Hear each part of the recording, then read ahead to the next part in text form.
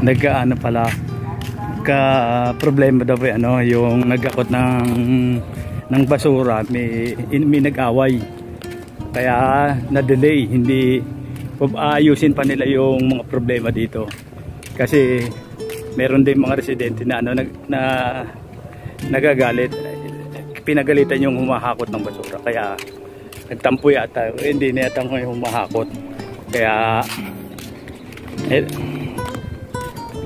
ano pa sila, gagawa pa sila ng batas na pag inaway pa uli susunod yung ano, yung mahakot ng basura, hindi na raw nila ano, hindi na nila kukunin kahit nagbayad o hindi. Kaya naano din sila sa naghahakot kasi nag-allowance lang daw yung konting sahod, inaaway pa. Kaya yun ang sabi ng presidente. Kaya tingnan natin kung hahakot uli. Yan ang problema eh. Alamin natin ulit kasi sila humahakot ng ano rito eh.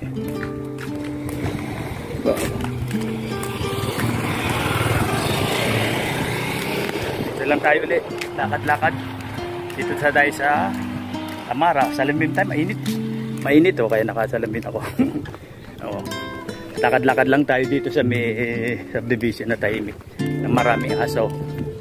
Oh. Ano naman build? Ito na naman yung pader ng ano, hangganan. Pag nakalabas ka, laya ka na dyan. Eh dito, pag di ka pa nakalabas, di ka laya na kasi may pader eh. Kala mo bilangguan eh. Yan, yung pader ng hangganan. Pero balang araw magiging ano rin yan, subdivision. Yeah. Dito lang tayo, lakad-lakad. Oh, ayun o, lakad-lakad lang tayo.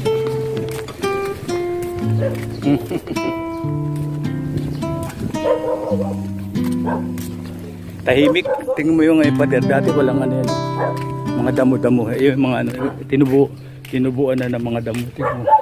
Pangit na tingnan eh. O, tingnan mo. Tingnan mo. Namumulaklak na nga eh. Oh. Dito lang, bye-bye. Tayo. Kapitan, tayo lang po ang may libreng pahakot ng basura sa ating residente. Yung ibang subdivision po talaga, kanya-kanya po, kahit nagbabayad kayo ng monthly dues, talagang prioridad nyo pong ilagay talaga yan sa designated area. Yung po talagang rules baga ordinansa ng LGU, bilang tulong sa mga sa barangay. Ganun po dapat ang nangyayari. Residente po ang magdadala sa designated area. Ngayon po, bilang benepisyo ng MOA, ganyan po, gumawa po kami ng paraan para less hassle po yung residente natin. Kaya lang po, may mga residente tayo medyo nagiging arugante, na pagsasabihan po sila ng medyo hindi magagandang salita. Kaya po, nangyayari, sino po ba naman tayo para hindi masaktan na ang kalooban natin sa mga maririnig natin masasakit na salita.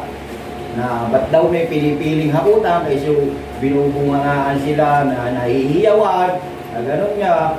Kaya po eto na naman po tayo pipilitin ko na naman po silang magserbisyo ulitin ng ano, gagawa po kami ng panibagong rules. Ang sino man pong magbitaw ng hindi mo magandang pananalita sa ating waste management team ay hindi na po mabibigyan ng ano, ng karapatan para makakutan ng basura. Bali gumagawa po ako ng ano, kasi nga po nang dahil lang po sa ilang residente, apektado po ang nakakarami ngayon. Ngayon po, bilang rules ng HOA to, hindi naman to na kahit po magreklamo kayo sa barangay o sa munisipyo, ito po yung pinapatubad ng HOA lang.